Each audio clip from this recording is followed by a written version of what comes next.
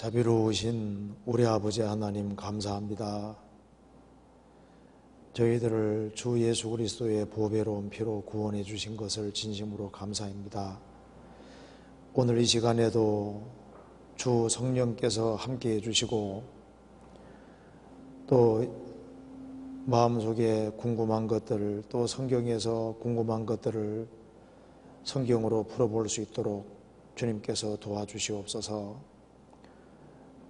이 시간 주 성령께서 우리 마음 가운데 두루 역사해 주시고 하나님의 말씀의 뜻을 바르게 헤아려 할 수 있는 지혜를 주시고 또 말씀 가운데 살아갈 수 있는 힘을 허락해 주옵소서.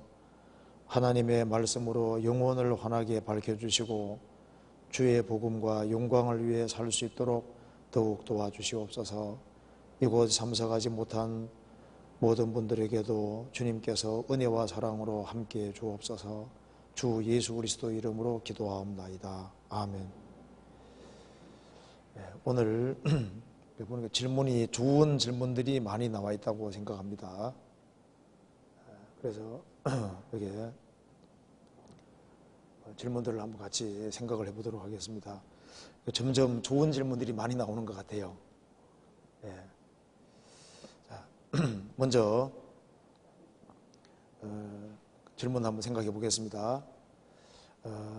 요한복음 16장 8절 11절 말씀을 읽으며 궁금한 것이 있어서 질문을 드립니다. 성령이 오시면 세 가지에 대하여 세상을 책망하신다고 하셨는데, 첫째 죄에 대하여, 둘째 의에 대하여, 셋째 심판에 대하여 세상을 책망하신다고 하셨습니다. 첫째 죄에 대하여는 저희가 나를 믿지 않는다는 것을 책망하시는 것은 이해가 되는데, 둘째 의에 대하여 예수님이 아버지께로 가니 너희가 다시 나를 보지 못하는데 왜 의에 대하여 책망하시는지 궁금하고, 셋째 이 세상 임금이 심판을 받았는데 책망하시는지 궁금합니다. 여기에서 세상 임금은 마귀로 이해도 되는지 궁금합니다. 요한복음 16장 봅시다. 8절에서부터 11절 잠깐 보시겠습니다. 16장 8절에서부터 11절까지 제가 읽겠습니다. 그가 와서, 성령이 와서 죄에 대하여, 의에 대하여, 심판에 대하여 세상을 책망하시리라. 죄에 대하라 하면 저희가 나를 믿지 아니하며, 의에 대하여라 하면 내가 아버지께로 가니 너희가 다시 나를 보지 못하며, 심판에 대하여라 하면 이 세상 임금이 심판을 받았음이니라. 이 구절은 참 중요한 구절입니다. 8절에 그가 와서, 그가 성령이십니다. 7절에 그러하나 내가 너희에게 실상을 말하노니 내가 떠나가는 것이 너희에게 유익이라. 내가 떠나가지 아니하면 보혜사가 너희에게로 오시지 아니할 것이요, 가면 내가 그를 너희에게 보내리니. 그가 와서, 성령, 보혜사, 성령이 와서 세상을 책망하시리라. 여기 이제 성령이 와서 구원받은 사람을 책망한다 이렇게 되지 않죠. 세상을 책망하시리라. 그러니까 세상 사람들을 각성시키고 깨닫게 한다는 뜻입니다. 그러니까 성령이 오셔서 구원 안 받은 세상 사람들을 책망하신다, 각성시키고 깨닫게 하신다는 겁니다. 자, 이걸 보면은 우리가 알 수 있는 사실이 있습니다. 구원 받지 아니한 사람에게 성령이 배후의 역사 하실까 안 하실까요? 어떻게 생각하세요? 성령이 구원 안 받은 사람 배후에서 일을 하셔요, 안 하셔요? 하십니다. 그러니까 창세기 6장에서도 노아 홍수 전에도 하나님의 신이, 성령께서 세상 사람들과 씨름했다고 돼 있어요. 지금도 성령께서 불신자들 배후에 일을 하고 있는 겁니다. 그래서 사람이 태어나서 죽을 때까지 성령께서 배후에서 계속 일하시는 거예요. 성령은 언제 들어오시느냐? 내주하시는 것은 믿고 구원받을 때만 내주하시는 겁니다. 무슨 말 이해되시죠? 그래서 복음을 믿을 때 성령이 그 사람 속에 내주하십니다. 내주하시면은 다시는 떠나지 않으시는 겁니다. 그런데 구원을 받지 아니한 사람 배후에 성령께서 계속해서 배후에 일을 하고 계신 거예요. 그렇기 때문에 성령께서 죄가 무엇인지, 의의가 무엇인지, 심판이 무엇인지를 깨닫게 하려고 배후에 일을 하고 있는 겁니다. 그래서 배후에서 책망하시고 각성시키고 깨닫게 해주시는데 기본적으로 세 가지를 깨닫게 해준다고 했습니다. 첫째, 죄에 대하여라 하면 저희가 나를 믿지 아니하며, 성령께서는 죄가 무엇인지 아느냐, 안 믿는 것이 죄다, 이렇게 깨닫게 해준다는 겁니다. 그래서 성령의 각성을 받은 사람은 안 믿는 것이 죄라는 걸 깨닫고 믿고 구원받는 길을 택하게 되는 거예요. 그럴 때 성령이 속에 들어오시는 겁니다. 자, 이걸 봅시다.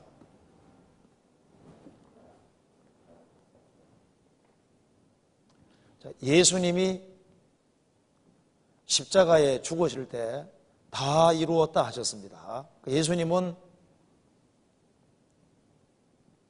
영원한 숙제를 다 이루셨습니다.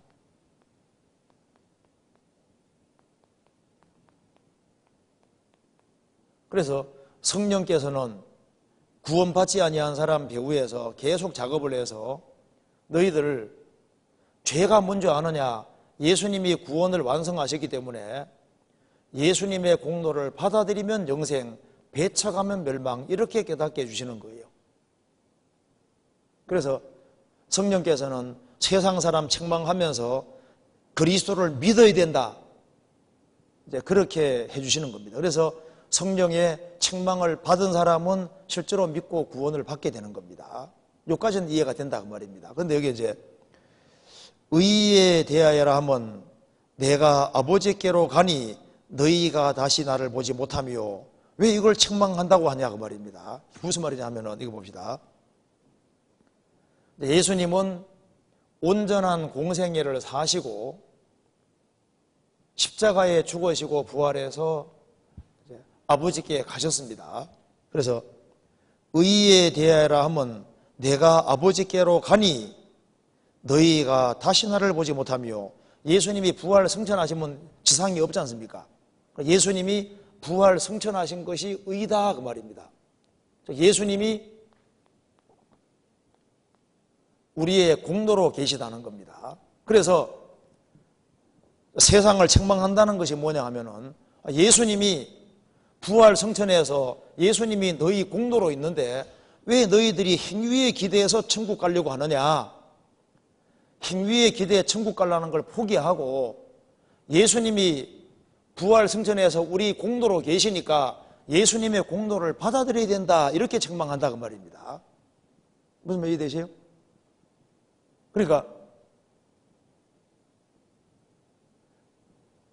안 믿는 걸 책망하시고, 그리고 자기 행위에 기대해서 천국 가려고 하는 사람들, 자기 공로에 기대해 천국 가려고 하는 사람들, 그런 사람들을 책망하시면서 예수님이 우리 공로로 계시니까 너희 공로를 포기하고 예수님 공로 받아들이라, 이렇게 책망하신다 그 말입니다. 이해되세요? 심판에 대하여라 하면 이 세상 임금이 심판을 받았음이니라. 이 세상 임금은 마귀입니다. 그러니까 예수님이 십자가에 못 박히신 이 자리가 사실 예수님은 죽으시고 부활하셨기 때문에 누가 심판받은 자리냐 하면은 마귀가 심판을 받은 자리입니다. 그래서 마귀가 심판을 받았기 때문에 마귀의 권세 아래에 있는 모든 사람들은 자동으로 어떻게 되는 겁니까? 심판이다 그 말입니다. 그래서 성령께서는 마귀가 우두머리가 십자가에 심판받았기 때문에 사탄의 권세 아래에 있는 모든 사람들은 심판 아래에 있으니까 너희들 그리스도 안에 들어와야만 정죄와 심판이 없고 여기에 비록 여기에 해방이 있고 자유가 있다는 걸 알려주는 거다 그 말입니다. 그래서 이제 성령께서 세상 사람을 책망하시면서 너희들 사탄의 권세 아래에 있으면 전부 다 심판을 받는다. 왜? 우두머리인 마귀가 십자가에서 심판받았으니까 너희들이 사탄의 권세 아래에 있는 한에는 너희들은 전부 다 심판이니까 그 심판을 피하기 위해서 얼른 그리스도 안에 들어와라 이렇게 책망해 주신다 그런 뜻입니다. 이해되세요? 그러니까 구원받지 아니한 사람 배후에 성령께서 계속 작업하시면서 너희들 반드시 그리스도를 믿어야 되는 거다. 너희 공로 기대지 말고 예수님 공로만 기대라. 그리고 세상 임금 마귀가 심판받았기 때문에 너희들이 마귀 따라 살고 마귀와 운명을 함께 하면은 우두머리인 마귀가 심판받았으니까 너희들이 그 사탄의 권세 아래에 있으면 너희들은 무조건 심판이니까 심판을 피해라. 피할 수 있는 길은 십자가 공로를 받아들일 때 그리스도 안에 들어온다는 것을 말해주고 있는 겁니다. 이해되시죠? 그래서 여기에 세상 임금은 마귀를 가르치고 있습니다. 요한복음 12장 보시겠습니다. 12장 31절. 이제 이 세상에 심판이 이르렀으니 이 세상 임금이 쫓겨나리라. 이제 이 세상에 심판이 이르렀으니 이 세상 임금이 쫓겨나리라. 자, 마귀를 뭐라 그랬습니까? 이 세상 임금이라고 했습니다. 그래서 예수님께서도 이 세상의 임금을 마귀라고 하셨다는 것이 좀 중요한 얘기입니다. 이 세상 임금 마귀가 있는 거예요. 그래서 성경에서 마귀를 이 세상 신이라고 한 겁니다. 영적인 존재가 배후에 있는 거예요. 성경 고린도후서 4장 보시겠습니다.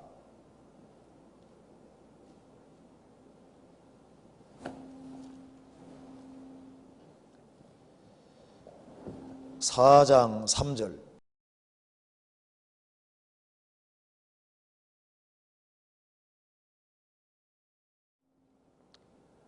만일 우리 복음이 가리웠으면 망하는 자들에게 가리운 것이라.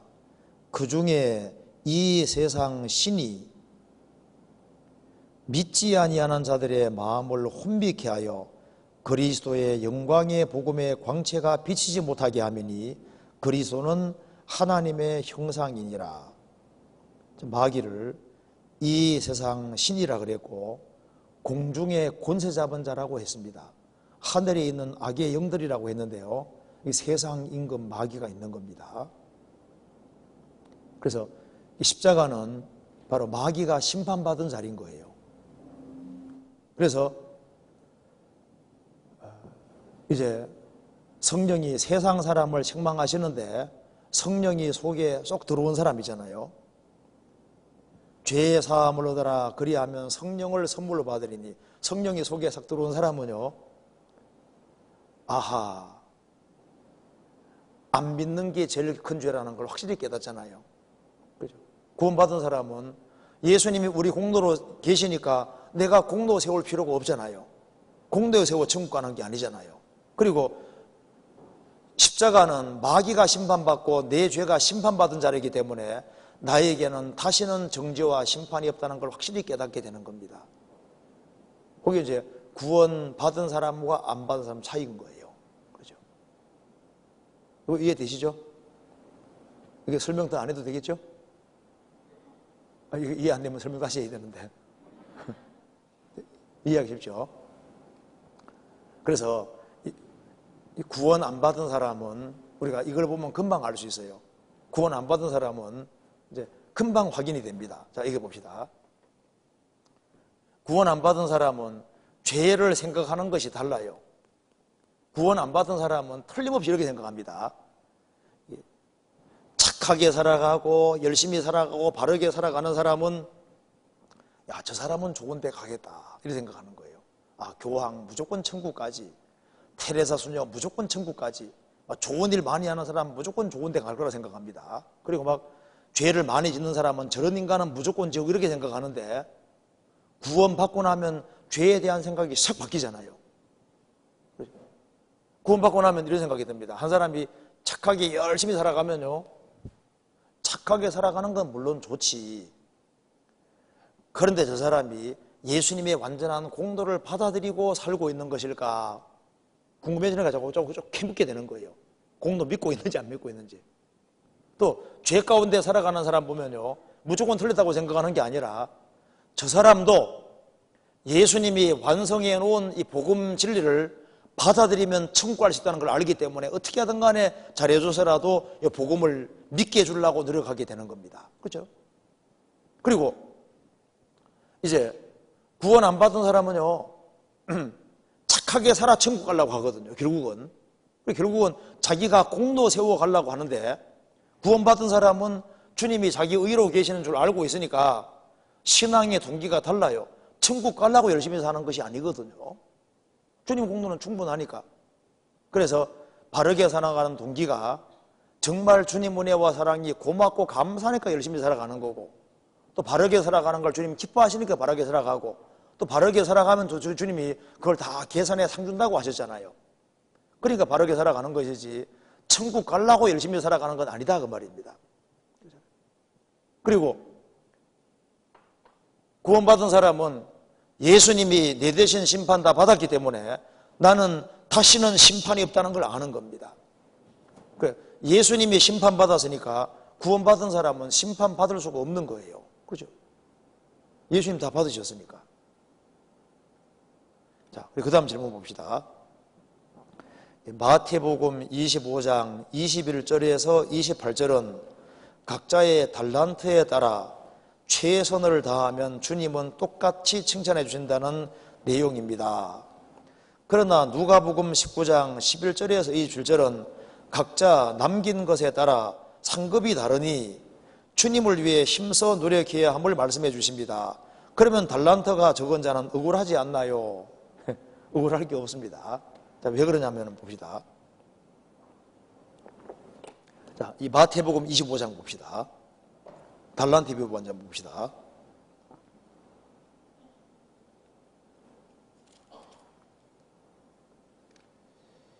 (25장 14절)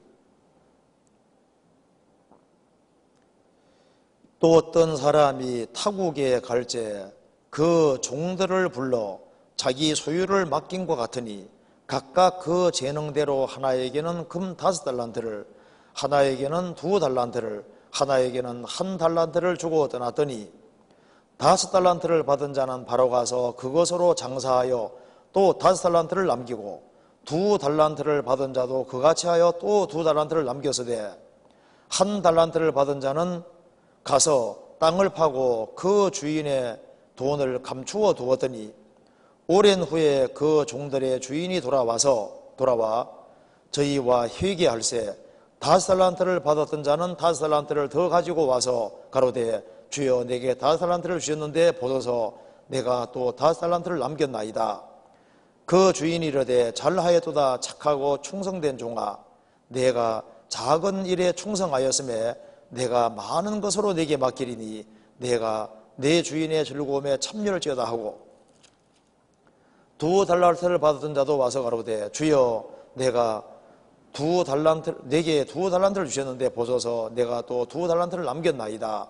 주인이 이르되 잘하였도다 착하고 충성된 종아, 내가 작은 일에 충성하였음에 내가 많은 것으로 내게 맡기리니 내 주인의 즐거움에 참여할지어다 하고 1달란트를 받았던 자도 와서 가로되 주여 당신은 굳은 사람이라 심지 않은 것을 거두고 해치지 않은 것 대해서 모으는 줄을 내가 알았으므로 두려워하여 나가서 당신의 달란트를 땅에 감추어 두었나이다. 보소서 당신의 것을 받으셨나이다. 30절 보시겠습니다. 이 무익한 종을 바깥 어두운 데 내어 쫓아라. 거기에서 슬피 울며 이를 갈미 있으리라 하니라. 여기서요, 이 마태복음 24장은 예수님이 재림하실 때 두 쪽으로 갈라진다는 걸 설명하고 난 이후에 25장에는 그걸 이제 비유를 들어서 크게 세 가지로 설명해 주고 있습니다. 그래서 이게 제일 앞부분에 열처녀 비유에서도 5처녀는 구원받았고 5처녀는 구원 안 받았습니다. 이 달란트 비유에서도 5달란트 받은 사람, 2달란트 받은 사람은 구원을 결국 받았는데 1달란트 받은 사람은 구원받은 사람이 아닙니다. 그리고 그 뒤에 양과 염소 비유에서도 양은 구원받은 사람이고 염소는 안 받은 사람입니다. 그러니까 주님 오시면 두 쪽으로 갈라진다는 걸 말하고 있는 겁니다. 그래서 첫 번째 열천제 비유에서는 이제 기름 준비해야 된다, 거듭나야 된다 그 말입니다.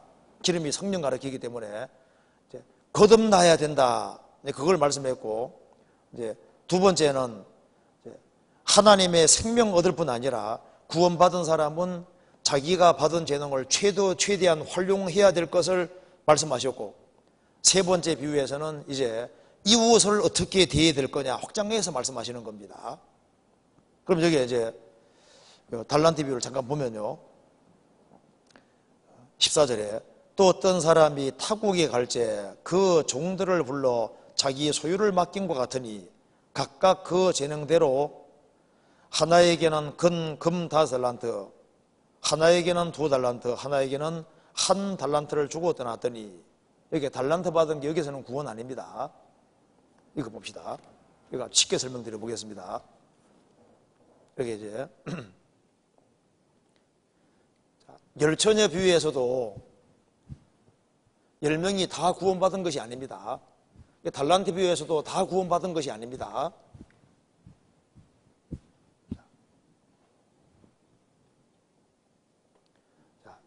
재능 따라서 한 사람에게는 5달란트,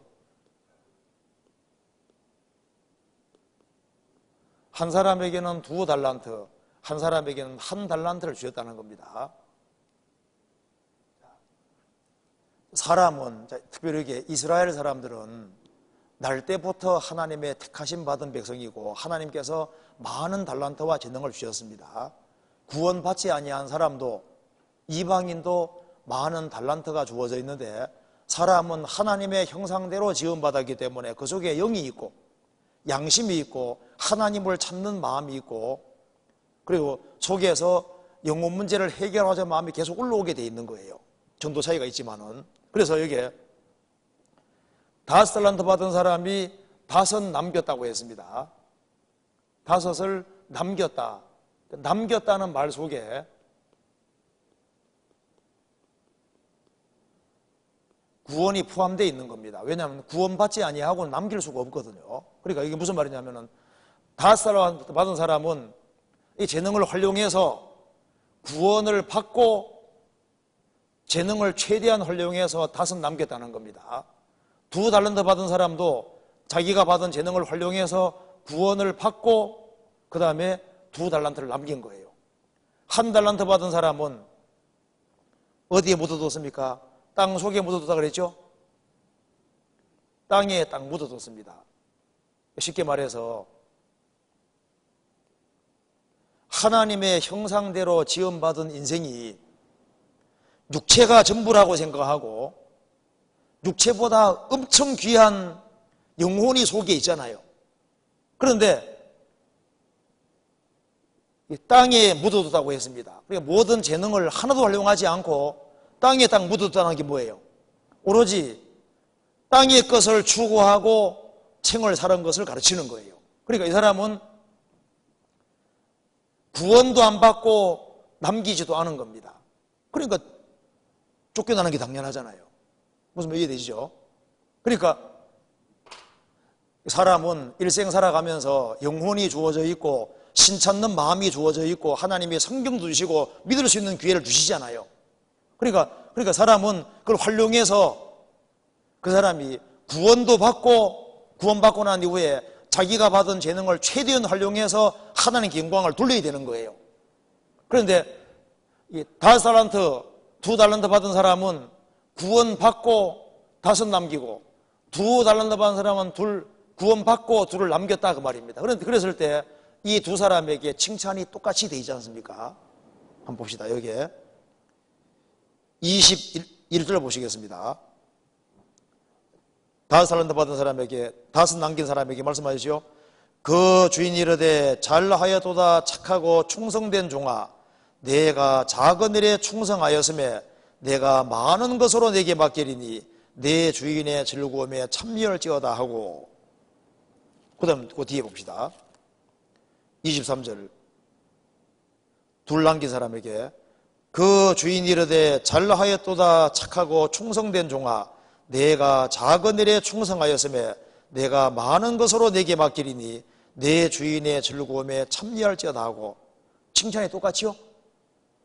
그러니까 5달란트 받은 사람은 구원받고 최선 다해서 5을 활용한 거예요. 2달란트 받은 사람들도 이제 2를 남긴 겁니다. 1 달란트 받은 사람은 구원받고 1 달란트 남기면은요 칭찬이 똑같잖아요. 자, 그럼 여기 봅시다. 5달란트 받은 사람이 2 남기면 어떻게 될까요? 남기긴 남겼을지라도 이 사람보다는 칭찬을 크게 받을 수 없는 거예요. 그렇죠? 5달란트 받은 사람이 3을 남기고 4을 남겼을 때 이 사람보다는 더 많은 걸 남겼지만은 칭찬은 이 사람이 더 받게 돼 있다 그 말입니다. 그렇잖아요. 그러니까 이걸 보면은 남하고 비교할 필요가 없는 거예요. 이 세상 평가하고 주님 평가가 상당히 다르다는 걸 알 수 있습니다. 예를 들어 봅시다. 어느 사람 막 머리가 막 엄청 좋거든요. 공부 조금 해도 100점 나와요. 어느 사람 막 머리가 아주 나빠가지고 막 아무리 공부 열심히 해도 60점밖에 안 나와요. 사람은 100점 맞은 사람을 칭찬해 주겠지만 주님은 아닙니다. 하나님은 사람을 정확히 평가할 수 있는 능력이 있는 분인 거예요. 그래서 과부가 부자는 풍족한 중에 많이 넣었지만은 가난한 과부는 가난한 중에 부차한 중에 2랩돈을 집어넣었을 때 주님이 최고 많이 집어넣었다 그랬죠? 그러니까 주님 평가가 완전히 다른 거예요. 그러니까 주님은 양으로 계산하는 분이 아니라는 걸 알 수 있잖아요. 그리고 여기에 1 달란트 받은 이 사람은 땅에 감춰뒀다는 것이 뭐예요? 천년 활용하지 않은 겁니다. 그러니까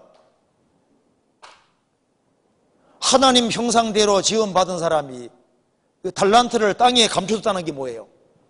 오로지 육체가 전부라고 생각하고 땅의 것을 추구하고 눈에 보이는 것을 추구하고 살아가는 사람들, 어떤 사람 보면요 정말 세상적으로 재능이 많아요.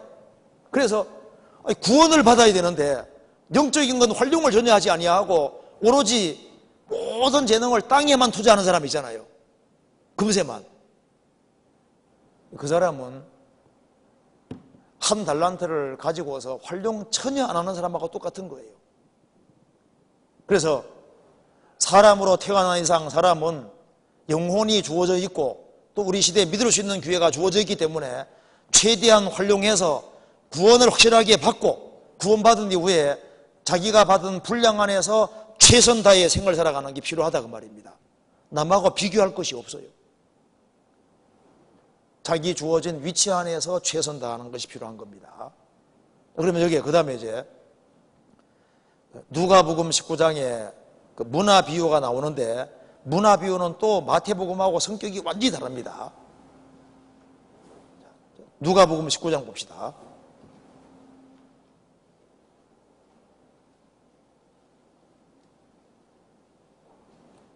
간단하게 설명드리겠습니다.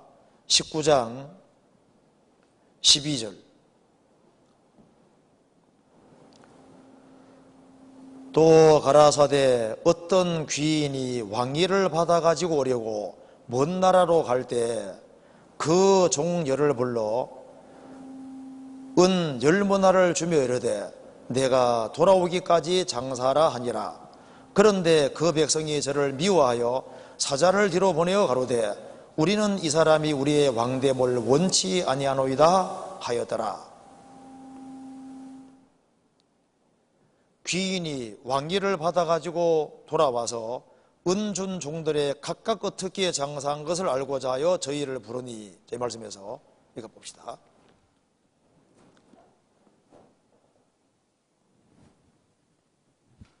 이 말씀에서 귀인은 누굽니까?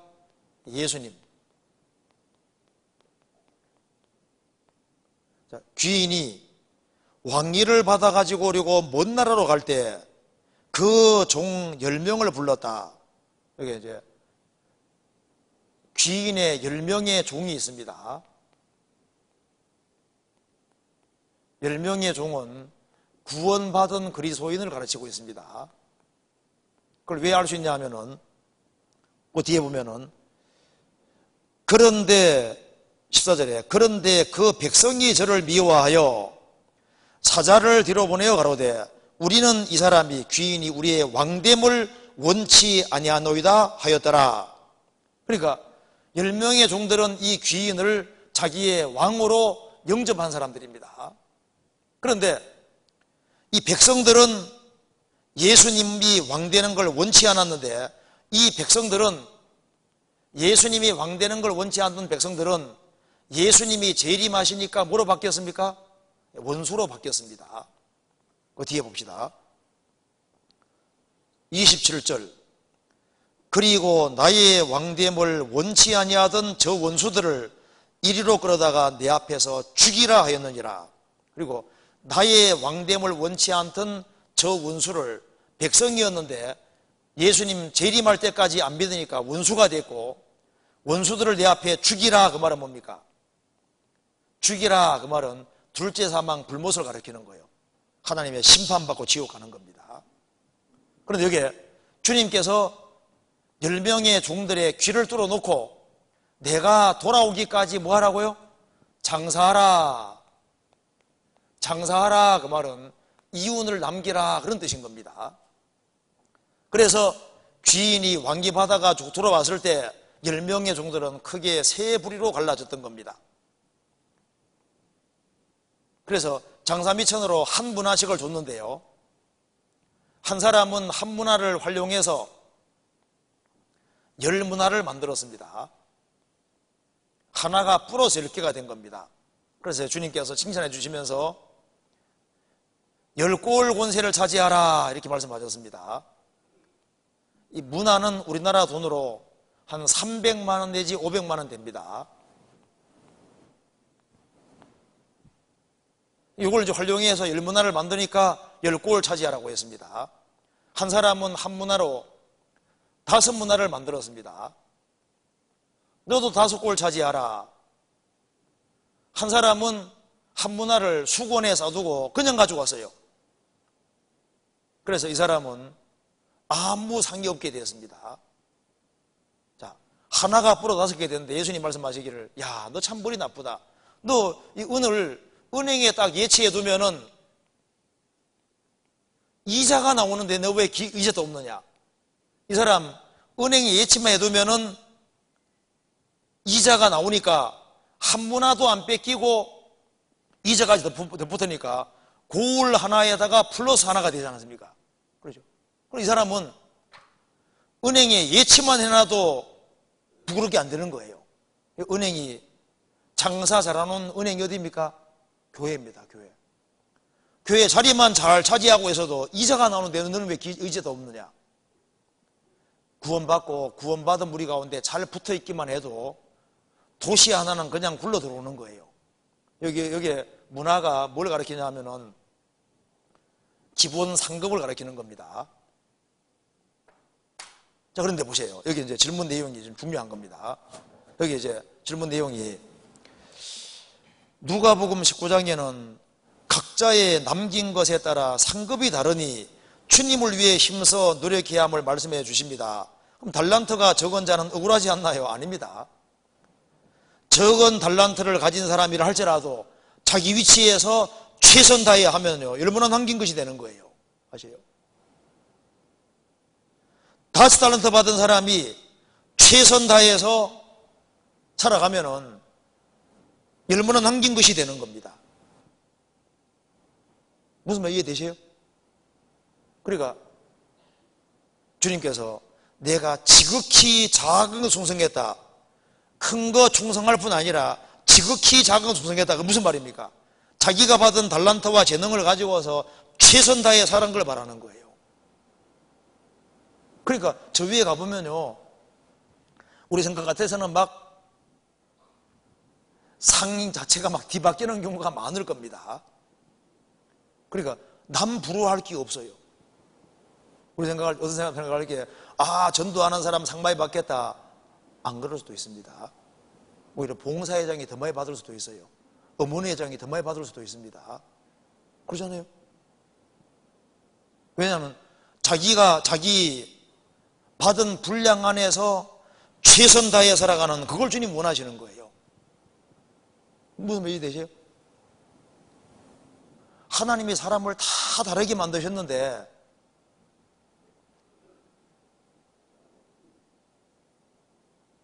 자기가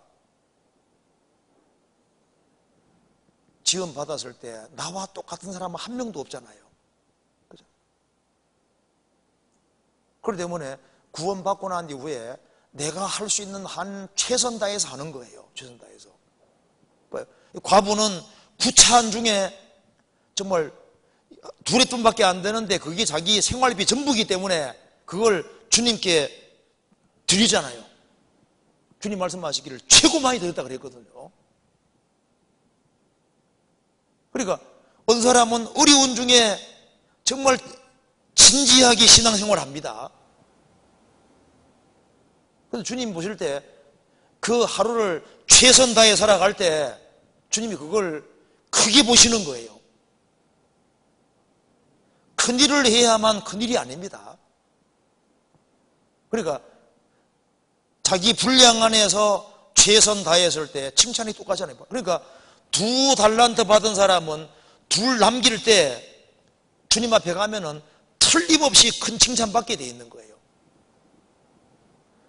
5달란트 받은 사람이 자기는 받은 재능이 많다고 해서 대충대충 하면서 2달란트 받은 사람보다는 많이 남기니까 나는 더 큰 상 받을 거다. 가보면은 아닐 거다 그 말입니다. 그래서 자기가 받은 재능 안에서 자기 주어진 일을 꾸준히 성실하게 하는 그것이요, 최선 다해서 하는 그게 중요한 거예요. 그래서 성경은 배우면 배울수록 이거 남 쳐다볼 게 아니다. 지금 내가 받은 재능과 분량 안에서 자기 할 것을 묵묵히 하는 거예요. 왜? 상은 주님이 주시는 거니까. 그래서 생각하고 남 부러워할 이유가 없습니다. 부러워하지 말고 하루하루를 성실하게 최선 다해 살아가는 것이 필요하겠습니다. 그래서 달란트가 적은 자 우울할 게 없어요. 1달란트 받은 사람은 구원받고 1달란트 남기면 되는 거예요. 그러잖아요. 여기 문화비유에서도 하나로 한 문화 가지고 5 남긴 사람은 지극히 작은 것에는 충성하지 않았습니다. 그죠? 자기 생각할 때 굵직굵직한 건 했는데 작은까지 세심하지를 못했어요. 그러니까 자기 달란트를 최대한 활용한 건 아니잖아요. 그렇잖아요. 그러니까 우리가 생각할 때 그 상과 영광의 차이가 우리 생각하는 거하고 상당히 다를 수 있습니다. 그래서 달란트가 적은 자 우울할 게 없어요. 그래서 나도 저 사람 되면 좋겠다 그거 생각할 필요 없습니다. 그럴 필요 없어요. 최선만 다하면 되겠습니다. 자, 그리고 여기에 그 다음 질문에 바울은 왜 성도들의 도움을 받지 않았나요? 성도들도 희생함으로써 하늘의 상금을 쌓는다는 생각으로 바울에게 베풀었을 텐데 왜 굳이 바울은 힘든 와중에서도 일을 하며 복음을 전했나요? 지금이야 바울이 위대하다는 걸 알지만은 초대교회 성도들이 바울을 제대로 알아봤으면 얼마나 좋았겠어요. 그런데 못 알아봤습니다. 그래서 바울이 항상 일을 한 것은 아니었습니다. 바울의 직업이 뭔지 아시죠? 장막 깁는 일을 했습니다. 그런데 항상 장막 깁는 일을 한 것은 아니고 귀에 있을 때마다 장막 깁는 일을 했던 겁니다. 그런데 여기 이제 질문 중에 좀 좋은 질문이 바울은 왜 성도들의 도움을 받지 않았나요? 바울을 도와준 성도들도 있습니다. 그런데 대다수는 바울을 잘 못 알아봤어요. 신약 성경을 14권 기록한 위대한 바울 사도를 잘 못 알아봤습니다. 그래서 가장 육신적인 교회가 고린도 교회죠. 그 고린도 교회가 바울 사도를 판단하고 바울 사도에 대해서 잘못된 생각을 가지고 있었습니다. 그리고 거짓 일꾼들에게 이간돼서 그 바울 사도를 멀리하고 바울 사도에게 마음 닫기도 했습니다. 그렇잖아요.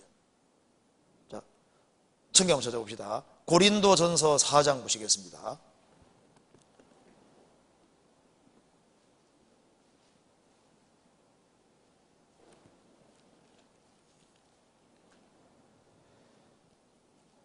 (3절) 제가 읽겠습니다.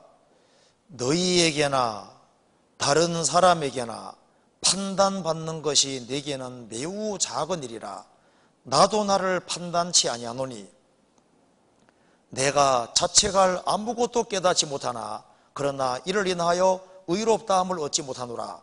다만 나를 판단하실 이는 주시니라. 이 말씀 보면은 너희에게나 다른 사람에게나 판단받는 것이 내게는 매우 작은 일이라. 무슨 말입니까? 육신에 빠져있는 고린도 성도들이 바울 사도를 판단했습니다. 바울 사도를 판단하는 사람이 바울 사도를 대접하겠어요? 그럴 리가 없잖아요. 그러니까 몰랐던 겁니다. 그러니까 요한 웨슬레 당시에도 요한 웨슬레가 정말 훌륭한 하나님의 일꾼인데 요한 웨슬레가 정말 그렇게 위대한 일꾼인지를 진짜 아는 사람은 별로 많지 않았습니다.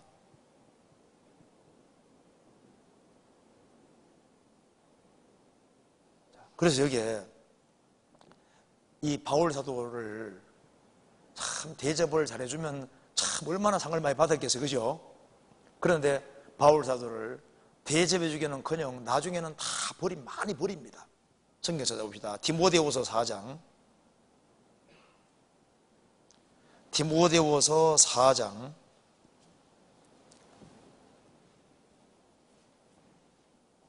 16절.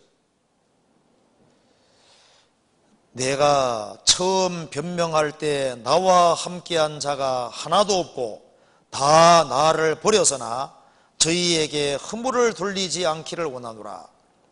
내가 처음 변명할 때 나와 함께한 자가 하나도 없고 다 나를 버렸다. 그러나 저희에게 허물을 돌리지 않기를 원한다. 그런데 이 바울 사도를 정말 귀하게 생각하고 열심히 도운 사람들도 있었습니다. 그런 사람은 복을 받았잖아요. 디모데후서 1장 15절. 아시아에 있는 모든 사람이 나를 버린 일을 내가 아나니 그 중에 부겔로와 흐모게네가 있느니라. 원컨대 주께서 오네시모로의 집에 긍휼을 베푸시옵소서.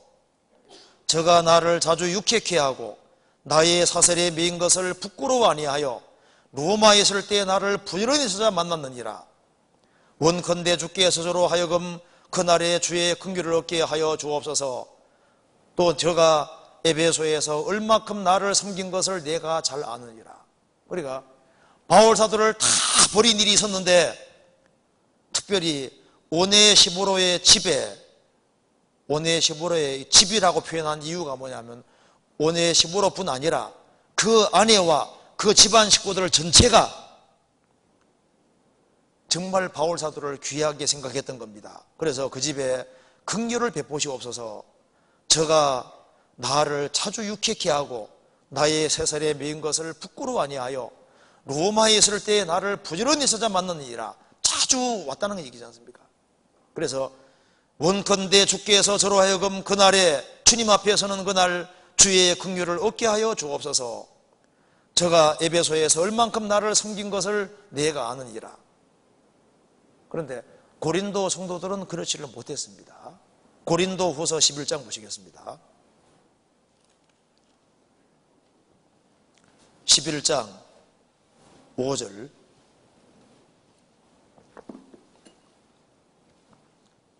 바울 사도가 이렇게 얘기했습니다. 내가 지극히 큰 사도들보다 부족한 것이 조금도 없는 줄을 생각하노라. 내가 비록 말에는 조라나 지식에는 그렇지 아니하니 이것을 우리가 모든 사람 가운데서 모든 일로 너희에게 나타내어노라. 내가 너희를 높이려고 나를 낮추어 하나님의 복음을 값없이 너희에게 전함으로 죄를 지었느냐? 내가 너희를 섬기기 위하여 다른 여러 교회에서 요를 받은 것이 탈취한 것이라. 이게 무슨 말이냐면은 이 고린도 성도들이 바울 사도를 천년 돕지를 않았습니다. 그래서 바울 사도를 돕는 사람들은 다른 교회 사람들이 도왔던 거예요. 그래 다른 교회 성도들이 이제 도와준 것이 탈취한 것이라. 그러니까 이게 이제 아주 과격하게 표현하는 겁니다. 나는 그런 사람이 아니라는 걸 강조하고 있는 거예요. 내가 다른 교회에서는 도움받았을지라도 너희에게는 천년 도움받지 않았다. 왜? 신앙이 그렇게 안 돼 있는 거예요. 그래서 9절에 또 내가 너희에게서 용도가 부족하되 아무에게도 누를 끼치지 아니함은 마케도냐에게서 온 형제들이 나의 부족한 것을 보충하였음이니라. 내가 모든 일에 너희에게 피해를 끼치지 않기 위하여 스스로 조심하였거니와 또 조심하리라. 이 말 보면은 바울 사도가 신약 성경을 14권 기록한 사람인데 바울 사도를 몰랐잖아요. 나중에는요, 이 바울 사도 이간이 돼가지고 엉뚱한 거짓 일꾼들의 말을 듣고 있는 거예요. 그래서 바울 사도가 너희들 제발 마음을 넓히라. 우리가 너희에게 잘못한 것이 없다. 그렇게 말하면서 얘기했잖아요. 그런데 이 당시에도 바울 사도가 복음 전할 때 적극적으로 후원하는 사람들도 많이 있었습니다. 빌립보서 4장 보시겠습니다.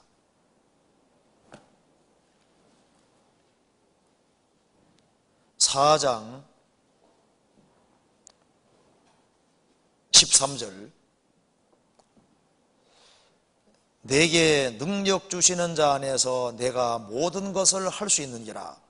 그러나 너희가 내 괴로움에 함께 참여하였으니 잘하였도다. 빌립보 사람들아, 너희도 알거니와 복음의 시초에 내가 마케도냐를 떠날 때 주고받는 내일에 참여한 교회가 너희 외에 아무도 없었느니라. 데살로니가에 있을 때에도 너희가 한 번, 두 번 나의 쓸 것을 보내었도다. 내가 선물을 구함이 아니요 오직 너희에게 유익하도록 과실이 번성하기를 구함이라.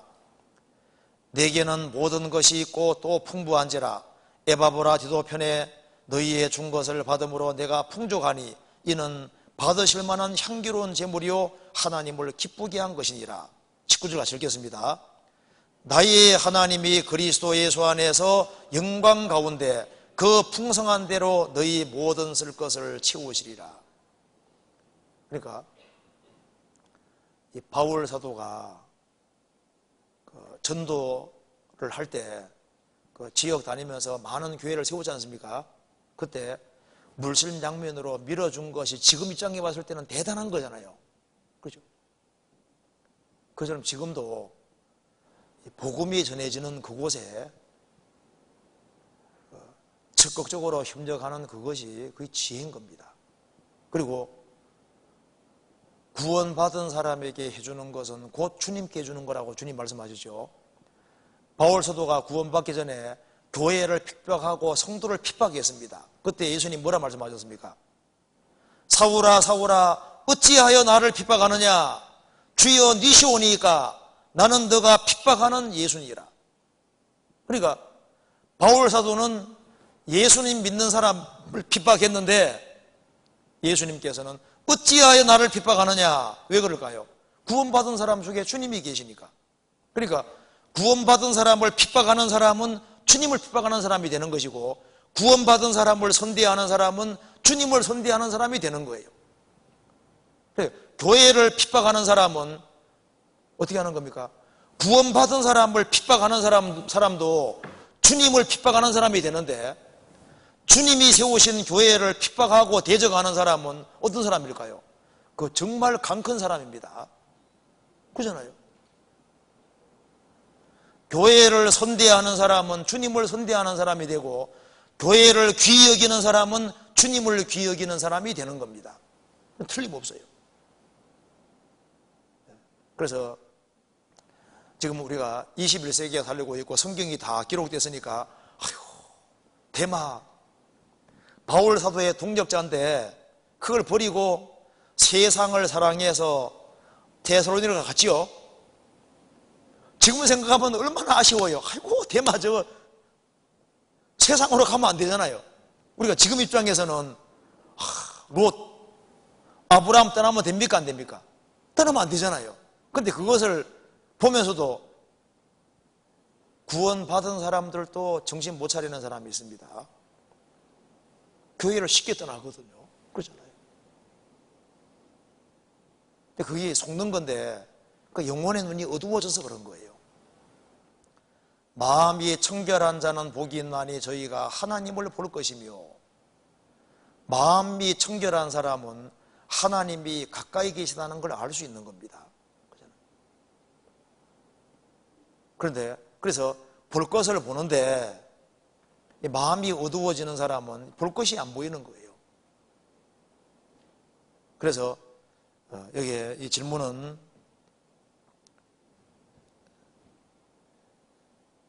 성도들도 희생함으로 하늘의 상금을 받는다는 생각으로 바울에게 베풀었을 텐데 그랬으면 오죽 좋겠어요. 무슨 말 이해되시죠? 그게 몰랐던 거예요. 지금도 이 교회가 얼마나 중요한지를 알 수만 있으면요 얼마나 좋겠어요. 그런데 아는데 잘 모르잖아요. 그죠? 교회 안에서 앞장서서 일하는 사람들 많잖아요. 그 수고하는 사람들을 위해서 기도해주고, 그리고 정말 그 선대하고, 이게 다 복받는 길이 되는 거예요.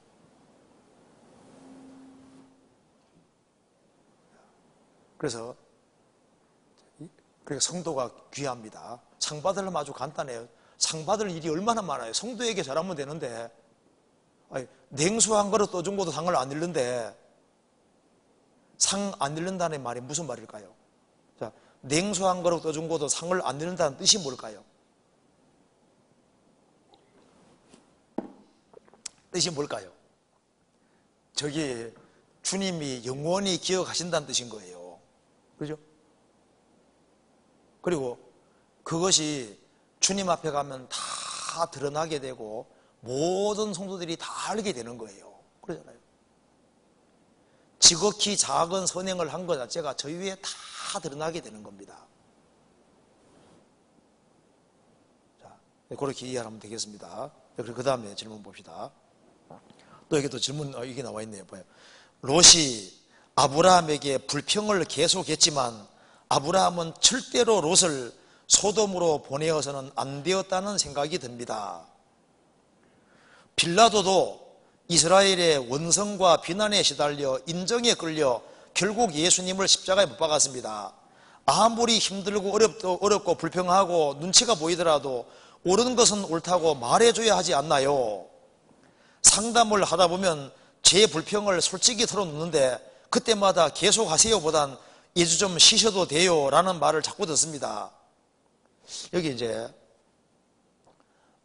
아브라함이 믿음의 사람인데 자기 조카 롯이 소돔으로 가려고 할 때 그걸 보내서는 안 되었다는 생각이 든다.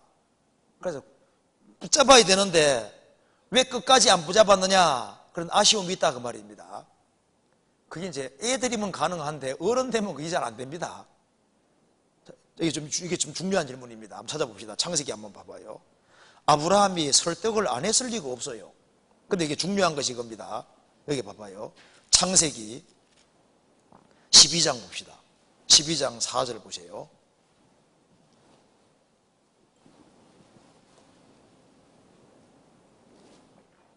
4절 같이 읽겠습니다. 이에 아브라함이 여호와의 말씀을 쫓아갔고 롯도 그와 함께 갔으며 아브라함이 하란을 떠날 때 그 나이 75세였더라. 자, 아브라함은 여호와의 말씀을 쫓아갔고 롯은 여호와의 말씀을 쫓아가는 것보다는 자기 아버지가 일찍 돌아가셨기 때문에 삼촌 아브라함을 아버지처럼 생각을 하고 따랐던 거예요. 그래서 롯은 아브라함을 쫓아갔고 하나님 말씀보다는 아브라함 붙잡고 갔던 거예요. 그게 중요한 차이가 있는 겁니다. 그리고 이제 아브라함을 따라갔는데 가자마자 가나안 땅에 기근이 왔잖아요. 자, 하나님 말씀을 순종하면은 당장 축복이 주어지면 좋은데 아닐 수 있습니다. 아브라함이 하나님 말씀에 순종하니까 가나안 땅에 가니까 기근이 왔잖아요. 그렇죠? 우리가 하나님 말씀대로 하면은 형통하냐? 아닌 경우가 있습니다. 하나님 말씀대로 하면 오히려 어렵게 되는 상황도 생기는 거예요. 무슨 말이 되죠? 그래서 하나님 말씀을 순종해도 오히려 더 어렵게 될 수 있는 경우가 있습니다. 그래서 이제 아브라함이 기근이 심하니까 기근 피해서 에집트로 내려가게 됩니다. 에집트에 내려갔다가 아내 빼앗길 뻔했지 않습니까? 아주 혼이 나서 이제 가나안 에집트에서 돌아오게 되는 겁니다. 그런데 이 당시에 에집트가 아주 융성한 도시입니다. 도시니까 아브라함은 이제 애굽에 내려갔다가 오면서 다시 신앙이 완전히 회복이 됐습니다. 창세기 13장에 보면은 아브라함은 처음 단사한 곳에서 여호와 이름을 부르고 신앙이 완전히 회복이 됐어요. 그런데 롯은 달랐습니다. 롯은 아브라함과 같이 갈대아 우르에 살던 사람이잖아요. 우르가 그 당시에 아주 화려한 도시였습니다. 그리고 이제 아브라함 따라서 이제 하란까지 왔는데 하란은 사통팔달 도시입니다. 하란은 굉장히 융성한 도시고 살기가 아주 좋은 도시고 교통의 요지고 그래서 아브라함의 아버지 데라가 아예 물 한 잔 버렸잖아요. 그래서 도시 생활에 좋게 있었던 겁니다. 롯도. 그런데 이제 아브라함 따라서 이제 가나안 땅에 왔는데 이집트에 내려가 보니까 이집트는 더 발달된 도시거든요. 그러니까 이제 우르에 살다가 하란 살다가 그 다음에 가나안 땅 들어왔는데 기근 피해서 이집트에 내려가서 보니까 이집트가 보통 도시가 아닌 거예요. 그래서 롯은 이집트에 들어갔다가 나오는 사이에 마음속에 뭐가 들어갔습니까? 세상 사랑이 들어갔던 겁니다. 세상 사랑이 들어가면 못 말립니다. 그래서 아브라함하고 같이 이제 가나안 땅에 돌아왔을 때 아브라함은 신앙이 회복되지만 롯은 마음속에 도시 생활을 해야 되겠다고 마음을 딱 굳히는 겁니다. 자기 삼촌을 보니까 평생 텐트에 살 사람입니다. 그래서 갈대아 우르에 있을 때도 이 아브라함을 알잖아요. 하나님 땅에 있을 때도 아브라함을 알고 가나안 땅에 들어왔을 때도 아브라함을 알고 아브라함과 같이 오랫동안 살았던 사람이 롯이기 때문에 롯은 아브라함이 마음이 요지부동이라는 걸 아는 거예요. 그래서 이 아브라함하고 계속 살아서는 육신적으로는 별로 좋을 게 없다는 걸 아는 겁니다. 그래서 나는 젊기도 젊은데 아브라함과 같이 평생 텐트에 살아야 될 거냐 생각하니까 아브라함을 벗어나고 싶은 마음이 있는데 구실이 있어야죠. 구실이. 그래서 이제 아브라함의 가축의 목자와 롯의 가축의 목자 사이에 다툼이 생기니까 그 기회를 이용해서 분리되는 길을 택하는 겁니다. 자, 그 뒤에 봅시다. 13장 6절에 보시겠습니다. 그 땅이 그들의 동거함을 용납치 못하였으므로 곧 그들의 소유가 많아서 동거할 수 없음이니라. 그러므로 아브라함의 가축의 목자와 롯의 가축의 목자가 서로 다투고 또 가나안 사람과 브리스 사람도 그 땅에 거하였더라. 이방 사람이 같이 있는 상태에 다투니까 이것이 덕이 안 되잖아요. 그래서 8절에 아브라함이 롯에게 이르되 우리는 한 골육이라 나나 너나 내 목자나 내 목자나 서로 다투게 말자. 내 앞에 온 땅이 있지 아니하냐. 나를 떠나라. 내가 좌하면 나는 우하고 내가 우하면 나는 좌하리라. 자, 왜 이런 제안을 했을까요? 아브라함이 롯을 압니다. 이 롯이 아브라함하고 같이 안 살라고 벌써 눈치를 많이 줄 뿐 아니라 마음과 마음이 서로 비치지 않습니까? 같이 살다 보니 같이 있다 보니까 같이 살 사람이 아닌 거예요. 독립하려고 합니다. 그래서 여기 이제 질문이 아니 그래도 잡아야 되지 않냐고. 아브라함도 사람 속을 잘 아는 사람인데 잡아서 될 것 같으면 안 잡겠어요? 자기 조카인데, 그리고 조카를 얼마나 사랑했으면은 조카가 전쟁통에 잡혀갔을 때 헤브론에서부터 단까지는 최북단이거든요. 그런데 목숨 걸고 조카를 구해오는 거 봐요. 그러니까 롯을 그렇게 사랑한 겁니다. 그러니까 아브라함은 조카 롯을 자기 아들처럼 생각하고 있는 거예요. 그런데 이 롯은 그렇지를 못한 거예요. 애굽에 들어갔다 나오고 난 이후에 도시 생활을 하려고 마음을 굳히고 떠날 구실을 찾다가 이런 상황이 생기니까 떠나려고 마음을 굳히니까 그러니까 가라고 하는 거잖아요.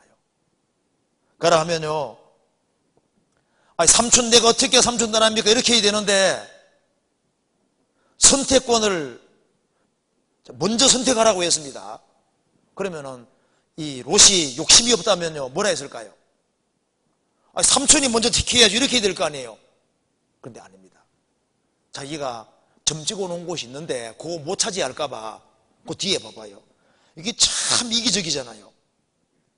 10절에 이에 롯이 눈을 들어 요단들을 바라본 적 소알까지 온 땅에 물이 넉넉하니 여호와께서 소돔과 고모라를 멸하시기 전이었는고로 여호와의 동산 같고 애굽 땅과 같았더라. 그러므로 롯이 요단 온들을 택하고 동으로 옮기니 그들이 서로 떠난지라. 스스로 먼저 선택을 했습니다. 그런데 롯은 아브라함은 이렇게 분리되어도 소돔까지 가리라고는 생각 안 했습니다.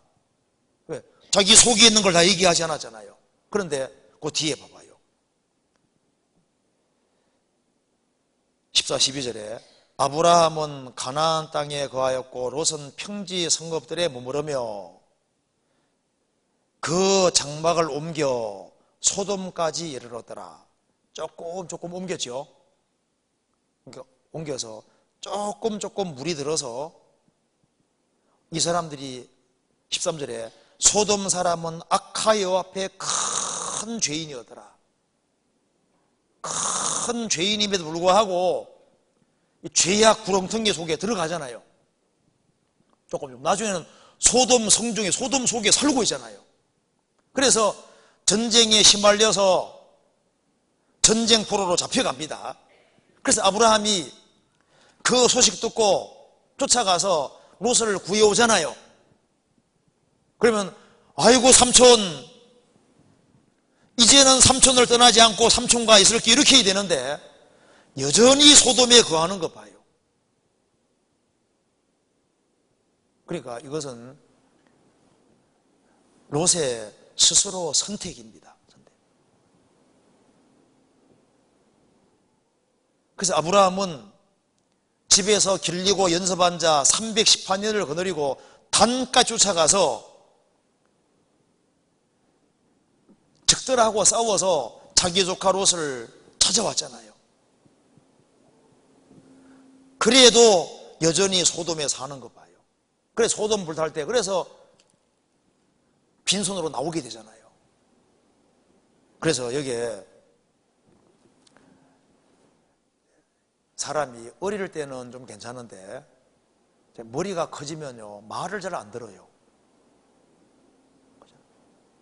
나도 재력도 있고 나도 젊고 나도 힘이 있고 내 스스로 판단할 능력이 있고 삼촌 도움 없이도 잘 살 수 있다고 생각하는 겁니다. 나도 하나님 섬기고 있는 사람이고. 그래서 롯은 하나님을 믿는 사람인데 자기가 스스로 자립에서도 잘할 수 있다고 생각을 하고 자기 고집을 밀고 나갔던 거예요.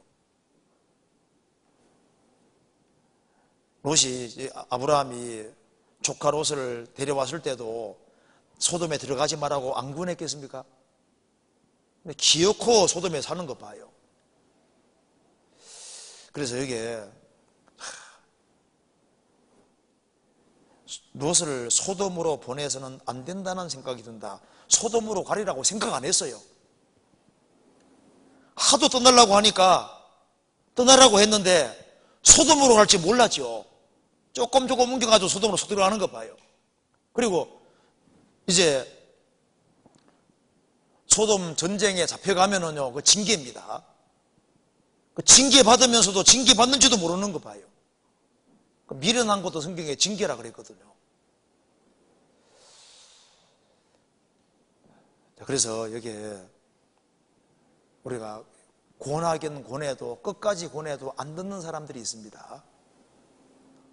자기 자식도 말을 잘 안 듣는데 조카가 삼촌 말을 듣는데 계속 들으면 오직 좋겠어요. 머리 커지면 그게 잘 안 되는 거예요. 그래서 처음부터 순종하는 길을 택하고 아브라함이 하나님의 사람이기 때문에 아브라함과 같이 동고동락하는 길을 정말 택했다면 아브라함의 충고를 받아들이고 같이 살았다면요, 그러면 그는 진짜 위대한 사람이 되는 거예요. 그렇잖아요. 자, 그리고 그 다음 질문 봅시다. 자, 창세기 3장에 우리 중 하나같이 되었으니 무슨 뜻인가요? 창세기 3장 봅시다.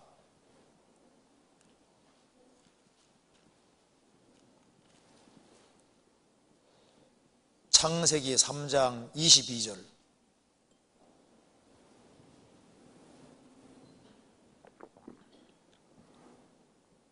같이 한번 읽어보겠습니다. 여호와 하나님이 가라사대 보라 이 사람이 선악을 아는 일에 우리 중 하나같이 되었으니 그가 그 손을 들어 생명나무 실과도 따먹고 영생할까 하노라 하시고. 여호와 하나님이 가라사대 보라 이 사람 아담이 선악을 아는 일에 우리 중 하나같이 되었으니, 하나님은 선악을 알지만은 자신을 절대적으로 통제할 수 있는 능력이 있잖아요. 인간은 선악을 알지만은 통제할 힘이 없는 겁니다. 그런데 여기서 선악을 아는 일에 우리 중 하나같이 되었으니 이게 무슨 뜻이냐? 이게 삼위일체 가리키는 겁니다. 성부, 성자, 성령 중 하나같이 되었다, 그런 뜻입니다. 창세기 1장 봐보세요. 1장 26절. 하나님이 가라사대 우리의 형상을 따라 우리의 모양대로 우리가 사람을 만들고 그로 바다의 고기와 공중의 새와 육축과 온 땅과 땅에 기는 모든 것을 다스리게 하자 하시고, 하나님이 가라사대, 하나님이신데 우리라고 했습니다. 삼일체 가리키는 거예요. 창세기 11장 봅시다.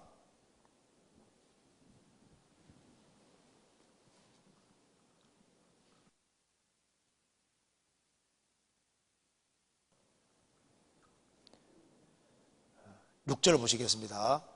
여호와께서 가라사대 7절에 자 우리가 내려가서 거기에서 그들을 혼잡게 하여 그들로 서로 알아듣지 못하게 하자 하시고, 여호와께서 가라사대 자 우리가 내려가서, 여호와인데 우리죠.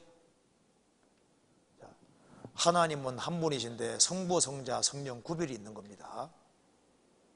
그래서 세례 줄 때도 너희는 가서 모든 족속으로 제자를 삼아 아버지와 아들과 성령의 이름으로 세례를 주고, 어디 되죠? 아버지와 아들과 성령의 이름으로. 이름은 단수인데 아버지와 아들과 성령, 그 삼일체 가리키는 겁니다. 그래서 여기에 우리 중 하나가 지었다는 것은 삼일체를 가리키는 것이고, 삼일체에서 중요한 것은 예수님이 하나님이라고 하는 걸 아는 것이 제일 중요합니다. 왜 삼일체를 중요하게 생각하냐 하면은 예수님이 하나님이 아니라는 사람이 있기 때문에 하는 말인 거예요. 그래서 예수님이 하나님이라는 걸 확실하게 알면은 그 삼일체라는 용어를 잘 몰라도 큰 문제가 안 됩니다. 그 성부, 성자, 성령이 하나님이신데 예수님이 진짜 하나님이라는 게 중요한 거예요. 자, 신약 한번 찾아봅시다. 요한복음 1장 보시겠습니다. 예수님이 진짜 하나님이신지 한번 봅시다. 요한복음 1장 1절.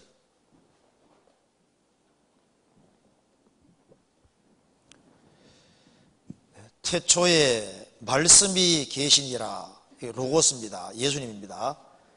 이 말씀이 하나님과 함께 계셨으니, 성부와 성령과 함께 계셨으니 이 말씀은 곧 하나님이시니라. 삼일체 하나님이시라는 겁니다. 그가, 말씀이 태초에 하나님과 함께 계셨고 성부와 성령과 함께 계셨고 만물이 그로 말미암아 지은 바 되었으니 지은 것이 하나도 그 없이는 된 것이 없느니라. 그러니까 우리 중 하나가 지었다는 말하고 똑같은 말입니다. 함께 계셨으니 이 말씀은 곧 하나님이시니라.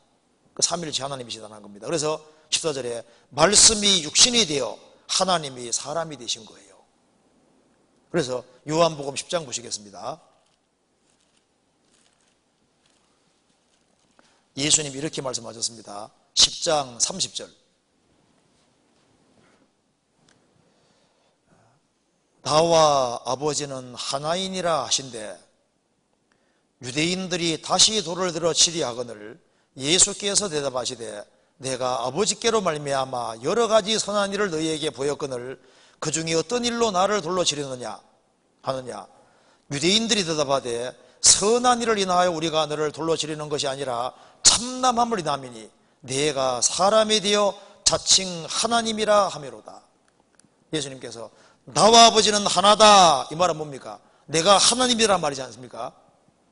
대통령과 나는 하나다, 그 말은 뭡니까? 내가 대통령이라는 소리잖아요. 유대인들 막 돌로 쳐 죽여버리려고 했습니다. 네가 사람이 되어 자칭 하나님이라 하미로다. 예수님은 진짜 하나님이십니다. 요한복음 14장 보시겠습니다. 14장 7절. 너희가 나를 알았다면 내 아버지도 알았으리로다. 이제부터는 너희가 그를 알았고 또 보았느니라.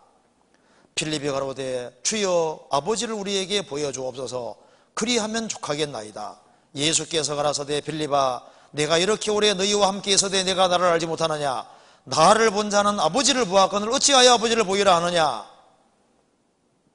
우리에게 아버지 보여달라고 하니까 예수님 말씀하시기를 나를 본 자는 아버지를 보았거늘 어찌하여 아버지를 보이라 하느냐. 예수님은 눈에 보이지 않는 하나님의 진짜 눈에 보이는 사람 모습을 취하신 분인 거예요. 진짜 하나님이신 겁니다. 요한복음 20장 보시겠습니다.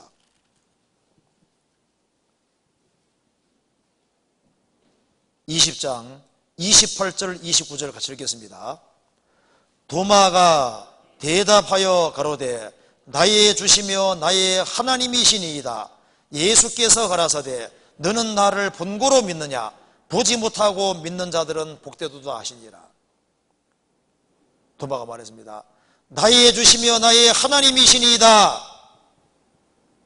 예수님이 하나님이 아니시면 그런 말 하면 안 된다고 해야 될 거 아니에요. 너는 나를 본고로 믿느냐? 보지 못하고 믿는 자들은 복되도다 하시니라. 예수님은 하나님이십니다. 로마서 9장 보시겠습니다.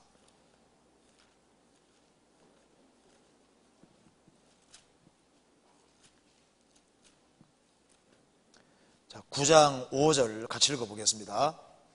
같이 읽겠습니다. 조상들도 저희 것이요 육신으로 하면 그리스도가 저희에게서 나셨으니 저는 만물 위에 계셔 세세 찬양을 받으실 하나님이시니라. 아멘.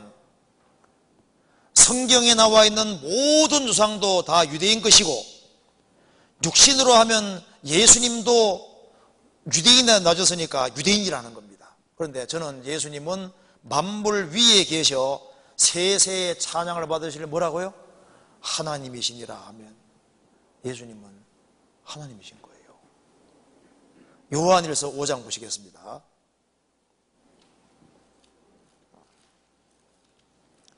(5장 20절)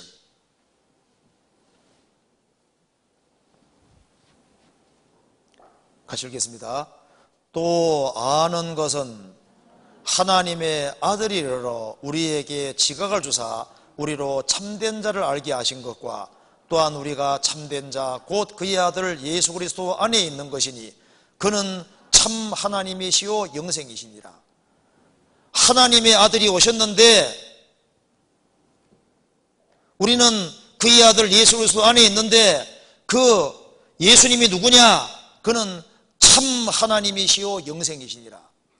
그래서 요한복음 17장 3절에 영생은 곧 유일하신 참 하나님과 그의 보내신 자 예수 그리스도를 아는 것이니이다. 유일하신 참 하나님과 그의 보내신 자 예수 그리스도. 예수님이 오셨는데 그는 참 하나님이시오. 성부, 성자, 성령이 진짜 하나님이십니다. 예수님 자신이 이렇게 말씀하셨습니다. 요한계시록 1장 보시겠습니다. 1장 8절 같이 읽어보겠습니다. 주 하나님이 가라사대 나는 알파와 오메가라 이제도 있고 전에도 있었고 장차 올 자요 전능한 자라 하시더라. 영어 성경에 보면은 예수님이 직접 하신 말씀은 전부 다 빨간 거로 되어 있거든요. 이렇게 주 하나님이 가라사대 예수님이 직접 하시는 말씀입니다. 빨간 거로 되어 있습니다. 예수님입니다. 예수님이 직접 말씀하시기를 자신 가르쳐서 주 하나님이라고 말씀하시면서 주 하나님이 가라사대 나는 알파와 오메가라. 알파는 헬라 말의 첫 글자, 오메가는 마지막 글자. 나는 알파와 오메가라. 이제도 있었고 전에도 있었고 이제도 있고 전에도 있고 장차 올 자요 전능한 자라. 예수님이 자신 가르쳐서 전능한 자라. 이 우주를 다 창조하신 분인 거예요. 요한계시록 22장 보시겠습니다. 8절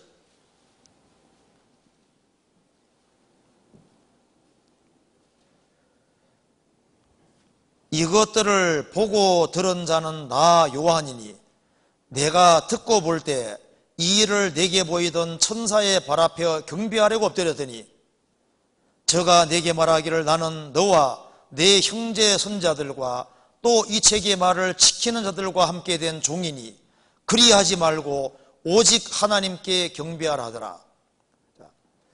천사도 경배를 안 받았습니다. 천사가 말하기를 나는 너와 내 형제 손자들과 함께 된 종이니 그리하지 말고 오직 하나님께 경배하라 하더라. 자, 경배는 누구에게 하는 겁니까? 하나님께만 해야 되는 겁니다. 예수님께서 공생의 당시에 예수님께서도 예수님 입으로 하나님만 경배하고 섬기라고 분명히 말씀하셨습니다. 그렇죠? 마태복음 4장 보시겠습니다. 4장 10절.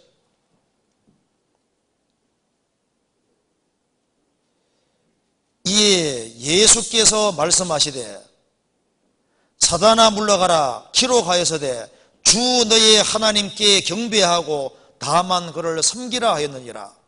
예수님 지금 말씀하시기를 주 하나님께 경배하고 다만 그를 섬기라고 예수님이 직접 말씀하셨는데 예수님이 경배 받았습니까? 안 받았습니까? 경배 받았잖아요. 태어나면서부터 경배 받으셨거든요. 마태복음 2장 보시겠습니다. 2장 11절. 집에 들어가 아기와 그 모친 마리아에 함께 있는 것을 보고 엎드려 아기께 경배하고. 예수님이 하나님만 경배하라고 하신 예수님께서 탄생할 때부터 경배를 받았습니다. 그리고 예수님이 죽으시고 부활하신 이후에도 경배를 받으셨잖아요. 공생애 중에도 경배를 받으셨습니다. 마태복음 28장 9절.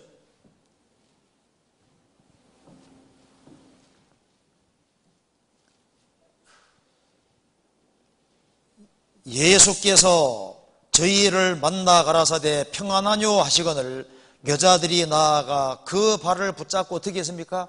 경배하니. 그리고 예수님께서 하나님만 섬기라 하신 그 예수님께서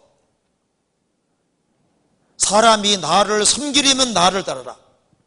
나 있는 곳에 나를 섬기는 자도 거기 있으리니 사람이 나를 섬기면 내 아버지께서 저를 귀히 여기시리라. 예수님은 참 하나님이십니다. 요한복음 8장에서도 예수님이 유대인들에게 말씀하셨죠. 너희 조상 아브라함은 나의 때 볼 것을 즐거워하다가 보고 기뻐하였느니라. 유대인들 막 눈이 휘둥그레졌습니다. 아브라함은 2000년 전 사람인데 너는 50도 안 돼 보이는데 아브라함 맞느냐?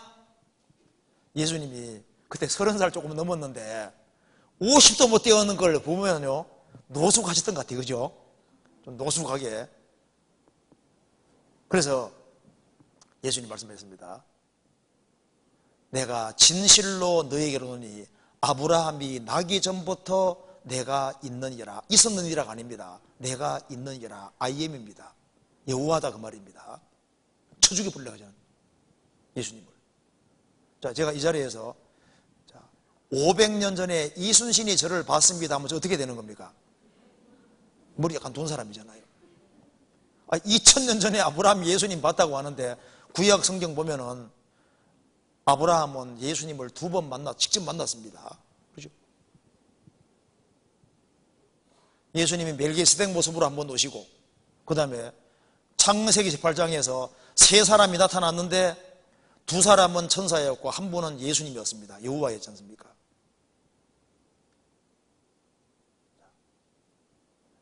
예수님은 하나님이신데 우리가 그 예수님이 얼마나 높으신 분인지를 가끔씩 잊어버리거든요. 그는 참 하나님이시오. 그래서 성경에서 말씀하기를 그는 참 하나님이시오 영생이시니라 하시면서 그러므로 내 사랑하는 자들아 우상을 멀리하라고. 우상. 그분은 참 하나님이시기 때문에 예수님 옆에 다른 것을 갖다 두면 안 된다는 걸 말씀하는 거예요. 자, 그리고 그 다음에 여기 그 다음 질문. 주 안에서 순종하라고 하셨는데 주 안에서라는 의미가 무엇인가요? 한번 찾아봅시다. 에베소서 6장 보시겠습니다.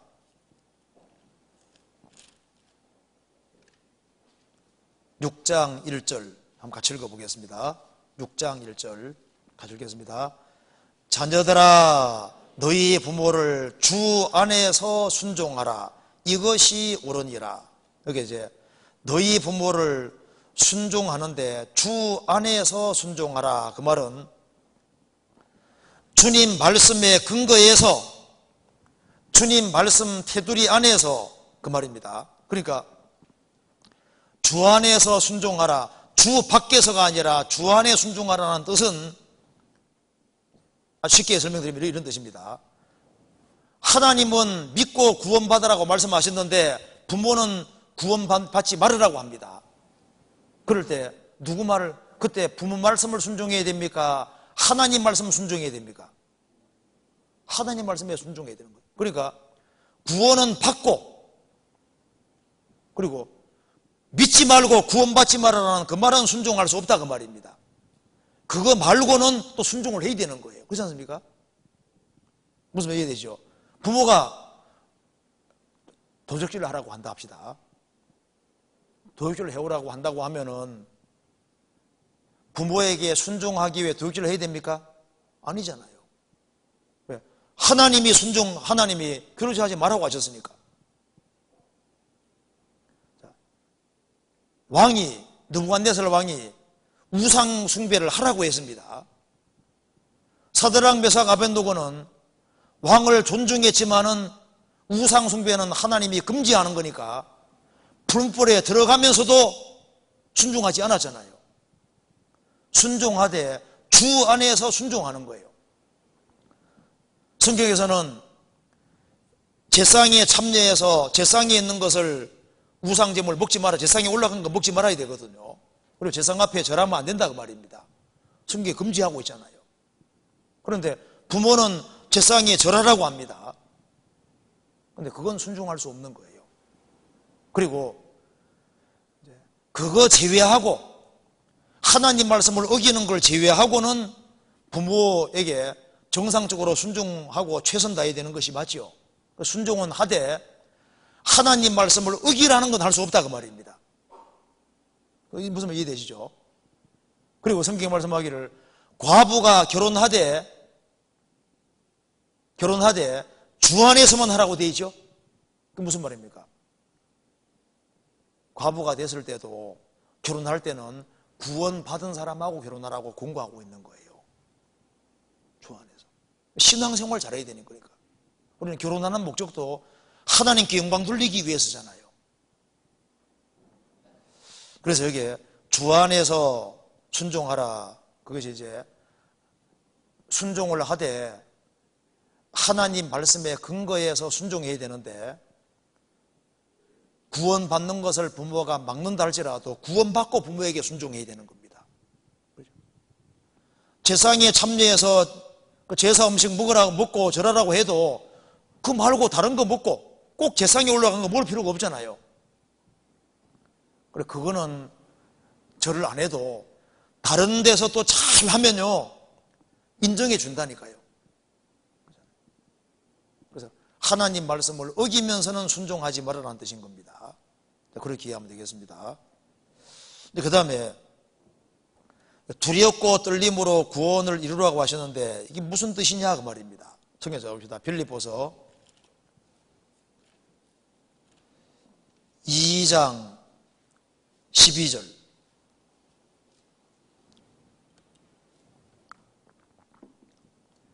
그러므로 나의 사랑하는 자들아 너희가 나 있을 때뿐 아니라 더욱 지금 나 없을 때에도 항상 복종하여 두렵고 떨림으로 너희 구원을 이루라. 구원을 이루라 그 말은 구원받으란 말이 아니고 구원받은 사람에게 한 말인데요. 이것이 영어로는 워크아웃으로 되어 있는데 참 표현이 잘 되어 있습니다. 구원이 너의 속에 이루어졌으니까 구원을 밖으로 드러내라 그 말입니다. 너가 구원받은 것이 사실이면은 구원받은 사람답게 구원받은 사람이란 걸 밖으로 드러내라 그렇게 되어 있습니다. 이제 생명 얻었으면은 운동하고 이렇게 해서 이제 건강하게 돼야 되는 것처럼 내가 하나님의 생명 얻은 사람이라면은 생명 얻은 사람이라는 것을 바깥으로 드러내라. 그래서 그리스도인들답게 살아야 될 것을 말씀하는 겁니다. 그런데 여기서 이제 두렵고 떨림으로 구원을 이루라고 하셨는데 두렵고 떨림으로라는 뜻이 뭐냐 그 말입니다. 두렵고 떨린다는 말은 지옥 갈까봐 두렵고 떨린다는 말이 아닙니다. 구원받은 사람은 무서워하는 종의 영에서 해방이 돼서 하나님 아들이 됐습니다. 그런데 왜 두렵고 떨림으로, 그리고 항상 복종하여 두렵고 떨림으로 라고 말을 사용하셨냐 하면은, 하나님은 하나님이십니다. 자, 구원을 받은 사람에게도 이제 하나님께서 아들로 다루시기 때문에, 거기에 공의가 작용을 합니까, 안 합니까? 하잖아요. 크리스찬이 이제 신앙생활 속에서 하나님은 철저하신 분이기 때문에 심은 대로 거둬요. 진짜 신기합니다. 하나님이 계산이 정확하시거든요. 그래서 구원받고 처음부터 복종하고 순종하는 길을 택하는 것이 현명하다는 걸 얘기를 겁니다. 항상 복종하여 두렵고 떨림으로 너희 구원을 이루라. 왜 이 말을 하냐 하면은, 일단 하나님이 하나님이시기 때문에 그런 거예요. 성경 찾아봅시다. 베드로전서 1장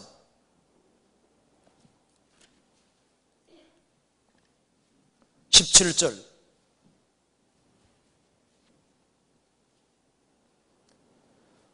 같이 읽어보겠습니다. 외모로 보시지 않고 각 사람의 행위대로 판단하시는 자를 너희가 아버지라 부른즉 너희의 나그네로 있을 때를 두려움으로 지내라. 하나님은 외모를 보지 아니하시고 각 사람의 행위대로 판단하시는 분이십니다. 그 거룩하신 하나님을 아버지라 부른즉 너희가 이제 짧은 나그네 생활 살아갈 때 두려움으로 지내라. 조심스럽게 생활 살아라. 왜냐하면 항상 복종하여 두렵고 떨림으로 너희 구원을 이루라. 정상적으로 신앙생활을 해야 될 걸 말씀하는 겁니다. 그렇게 하지 아니하면은 거기에 정확한 징계가 있고, 그리고 상이 이뤄질 수 있기 때문에 항상 조심하고 생활을 살아야 될 것을 말씀하는 겁니다. 고린도전서 11장 보시겠습니다.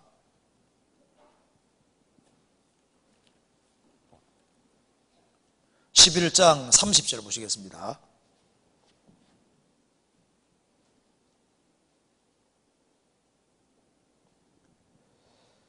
이러므로 너희 중에 약한 자와 병든 자가 많고 잠자는 자도 적지 아니하니 우리를 살폈으면 판단을 받지 아니하려니와 우리가 판단받는 것은 죽게 징계를 받는 것이니 이는 우리로 세상과 함께 죄의 정함을 받지 않게 하려 함이니라.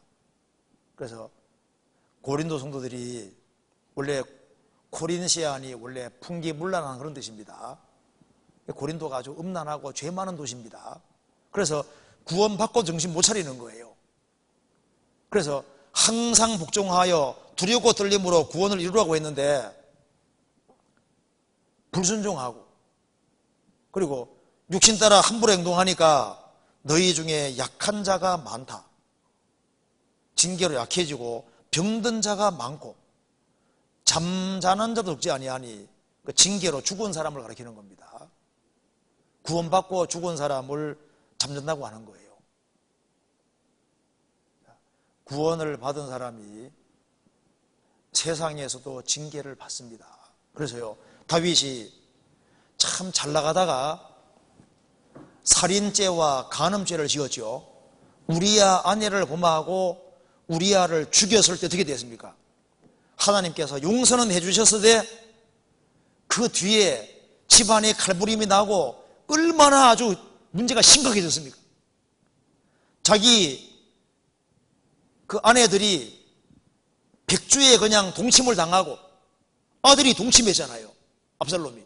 그리고 아버지 압살롬, 그 아들 압살롬이 아버지를 반역해서 왕위를 선탈하고 아버지를 죽이려고 했잖아요.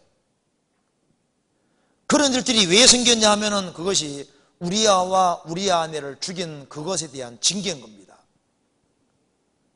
그래서 항상 복종하여 두렵고 떨림으로 너희 구원을 이루라. 그래서 신앙생활을 조심해 살아야 될 것을 말씀하는 겁니다. 그리고 조심하지 아니하면은 하나님 앞에 섰을 때 금은 보석으로 집을 지어야 되는데 나무나 풀이나 집으로 집을 지으면은 다 날아가 버리는 거잖아요. 그러면 그 상이 없어지는 거예요. 그래서 상 잃지 말으라고 했습니다. 조심해야 되는 거예요. 성경에서 봅시다. 여기 요한 2서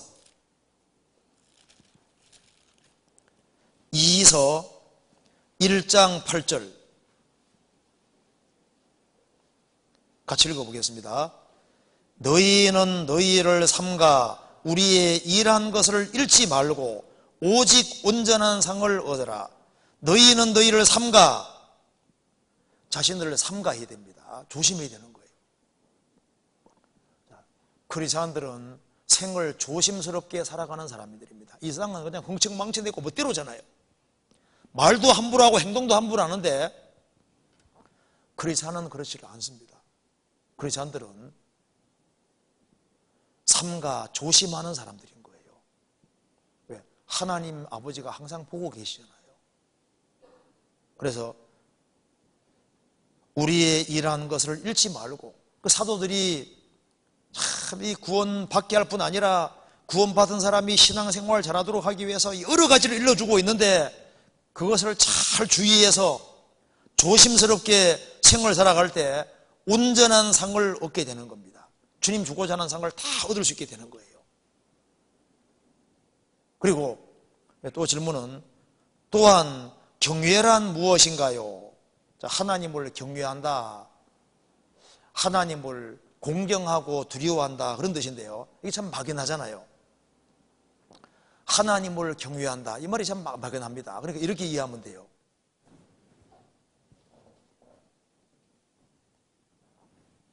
하나님을 경외하라, 경외하란 말을 많이 듣는데 이게 경외하란 말이 눈에 안 보이니까 실감이 잘 안 나는 겁니다. 그러니까 이렇게 생각하면 됩니다.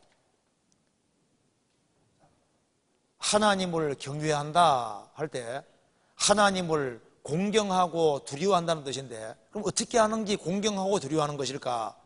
예를 들어 보면은 간단하게 출애굽기 1장에 보면은 십보라와 부하가 나옵니다.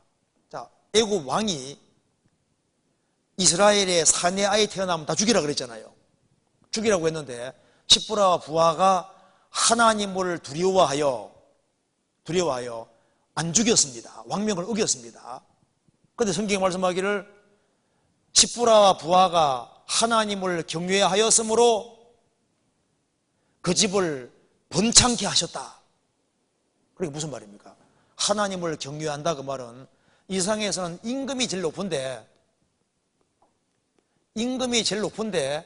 임금보다 하나님을 더 두려워하고 더 높일 때 경외다, 그 말입니다. 무슨 말이 되죠? 경외한다 그 말은 하나님을 최고로 높인다, 그런 뜻인 거예요. 이 세상에서 최고 높으신 분이 누구냐? 진짜 사장님도 아니고 임금도 아니고 주님이 최고 높으신 분이다. 그게 하나님을 경외하는 게 되는 거예요. 하나님의 명령을 더 두려워하는 것이 하나님을 경외하는 거다, 그 말입니다. 그리고 창세기 22장에 보면은 하나님께서 독자 이삭을 바치라고 하셨습니다. 그래서 아브라함이 아침 일찍 일어나서 독자 이삭을 모리아 산에 데려가서 바치잖아요. 아브라함이 폰만 잡은 것이 아닙니다. 내가 독자 이삭을 탁 찌르려고 할 때 하나님이 그만하겠지, 그렇게 생각한 게 아니라 탁 찌르려고 폼 잡은 게 아니잖아요. 성경에 설명하기를 아브라함은 하나님 말씀 듣기를 하나님이 이삭 통해서 예수님이 오신다고 말씀해 주셨기 때문에 자신이 이삭을 죽일지라도 그 자리에서 다시 살릴 걸 믿었다고 되어 있는 거예요. 그래서 진짜 이삭을 죽이려고 했던 겁니다. 죽이려고 하니까 하나님께서 아브라함아 그러잖아요. 이제야 내가 나를 경외하는 줄 알겠다. 그러니까 하나밖에 없는 독자 이삭, 사랑하는 이삭, 이거보다, 자식보다 하나님을 더 사랑하고 더 높일 때 하나님을 경외한다고 표현하신 겁니다. 또한 잠언 8장에 보면은 여호와를 경외하는 것은 악을 미워하는 것이라고 했습니다. 그러니까 악을 미워하는 것이 여호와를 경외하는 거예요. 그러니까 요셉이 에집트에서 보디발 아내가 유혹을 하지만은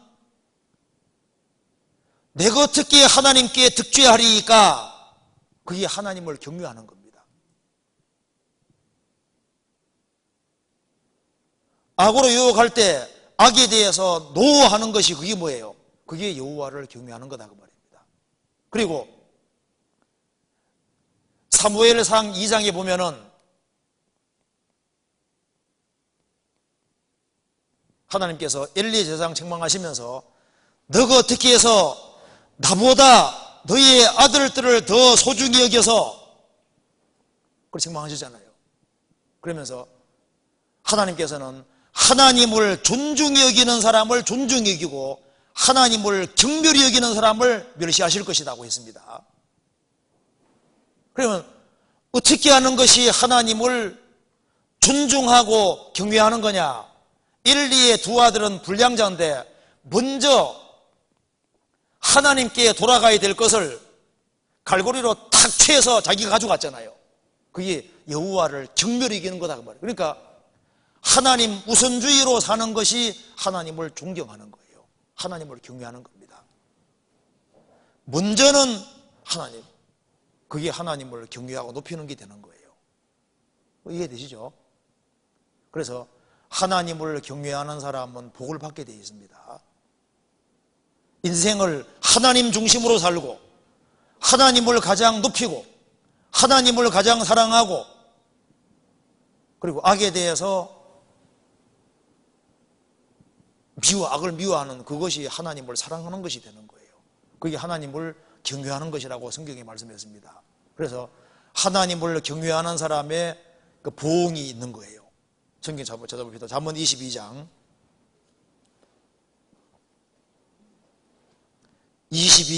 4절.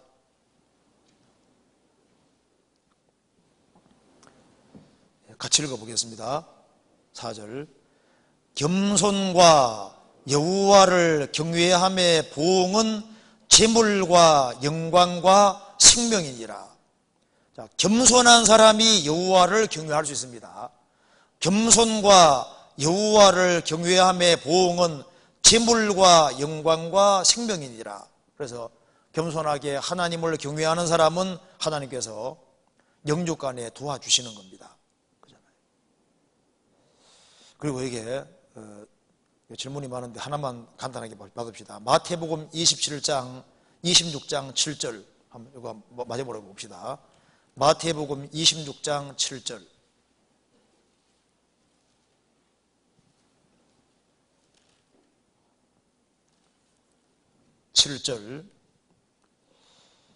제가 읽어보겠습니다.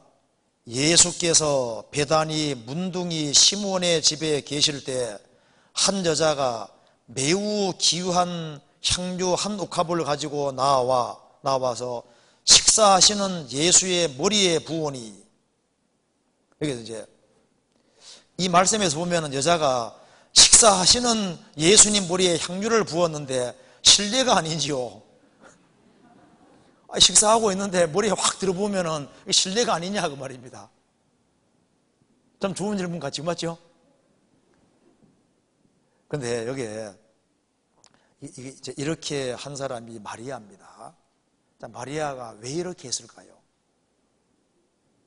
자, 마리아는 마르다하고 다르게 마리아는 나사로, 마르다, 마리아, 이 세 사람은 정말 예수님을 가까이 한 사람이잖아요. 그래서 나사로는 자기 오랍인데 죽은 지 나흘 됐는데 예수님이 살리셨잖아요. 그리고 마리아는 예수님이 자기 집에 왔을 때 예수님 발 아래에서 말씀을 열심히 들었다고 되어 있는 거 아시죠? 그러니까 마르다는 준비하는 일이 많아서 분주한데 마리아는 예수님 말씀을 귀담아 열심히 들었습니다. 그런데 예수님 얘기를 들으면서도 예수님 제자들은 아무것도 못 깨닫는데 마리아는 중요한 걸 딱 깨우친 거예요. 뭘 깨우친지 아세요? 예수님이 곧 죽으시는구나 하는 걸 깨우친 겁니다. 그래서 그 뒤에 보면은요, 26장 보시겠습니다. 12절. 이 여자가 내 몸에 향유를 부은 것은, 그러니까 머리에 부었는데 몸에 향유 부었다 그랬죠? 그 머리에서 흘러가지고 몸에서 발까지 다 내려간 거예요.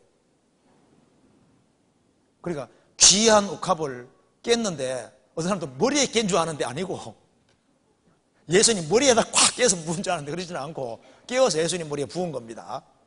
예수님 머리에다가 콱 깬 게 아니다 그 말입니다. 그래서 여기 보면, 그래서 여기에 이 여자가 내 몸에 이 향유를 부은 것은 내 장사를 위하여 함이니라. 마리아가 신뢰가 되는지를 왜 모르겠어요. 그래서 마리아가 이렇게 행동하는 것에 대해서 사람들이 분하게 여기잖아요. 그런데 예수님은 크게 칭찬을 했습니다. 왜냐하면 마리아는 이제 예수님이 곧 죽으시는데 자신이 예수님에게 뭔가 사랑과 감사를 표현해야 되겠는 거예요. 이제 곧 죽으시고 아버지 앞에 가시는데 예수님이 살아계실 동안에 곧 죽으시는 걸 알고 300데나리온 남자 장정이 300일 동안 일하는 돈입니다. 그리고 1년 동안 1년치 월급이나 마찬가지인 거예요. 그거로 가장 귀한 향유를 사서 예수님에게 완전히 쏟아 부은 거예요. 예수님을 정말 사랑하고 예수님이 곧 죽으시는 것을 알고 이렇게 한 겁니다. 그래서 예수님께서 내가 진실로 너희에게 이르노니 온 천하에 어디서든지 이 복음이 전파되는 곳에는 이 여자의 행한 일도 말하여 저를 기념하라가 아니라 기념하리라. 그러니까 복음이 전해지는 곳에는 마리아와 같이 자신을 복음을 위해서 전적으로 헌신하고 바치는 이런 사람들이 있을 것을 말씀하는 겁니다. 계속적으로. 그래서 마리아는 예수님의 죽음을 앞두고 예수님에게 부은 거예요. 자기 전 존재를 부은 겁니다.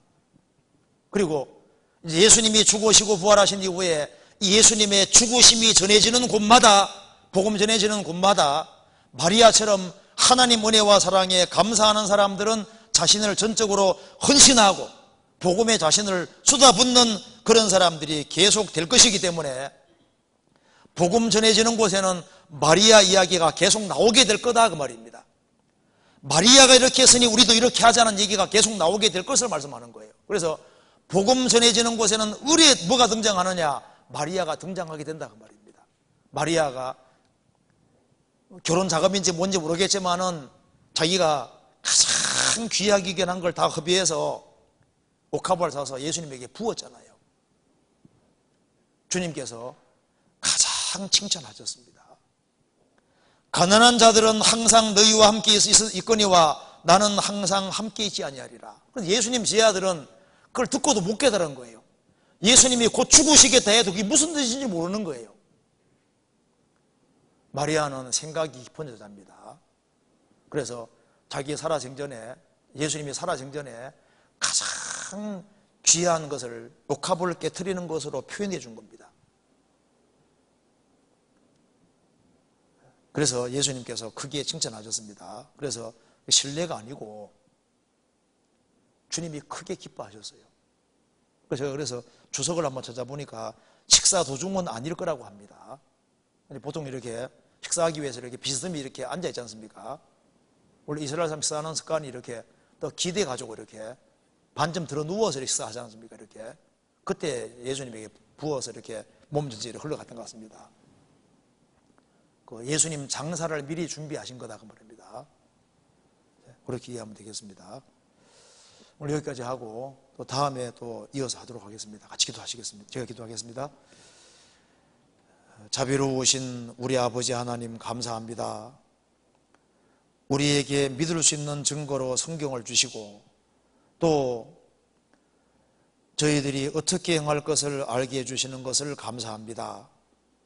구원받은 모든 식구들을 마음을 더욱 일깨워 주시고 죽으시고 부활하신 주 예수 그리스도 앞에서 저희들이 충성을 다할 수 있도록 도와주시고 그리고 우리 인생을 주의 영광을 위해 살 수 있도록 더욱 도와주시옵소서. 오늘 아버지 모든 시간도 도와주시고 또 내일 줄 집회에도 함께해 주시고 도와주시옵소서. 이곳에 참석하지 못한 모든 형제자매님들에게도 함께해 주시고 도와주시옵소서. 주 예수 그리스도 이름으로 기도하옵나이다. 아멘. 네, 수고하셨습니다.